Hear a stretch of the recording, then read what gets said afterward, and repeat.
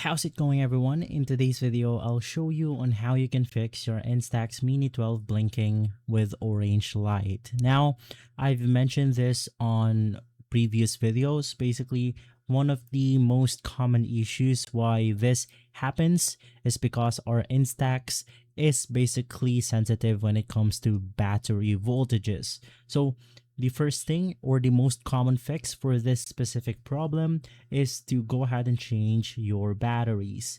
Now, you want to open the battery cover on the side of the grip and remove the two AA batteries. And it's highly suggested that you replace them with high quality alkaline batteries like the Duracell AA batteries.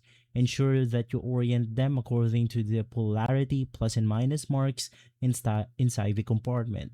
You want to avoid using rechargeable batteries as they often cannot supply the sudden burst of power the flash needed. Now, we could also try performing a hard reset if you already installed fresh batteries and the orange light is still flashing.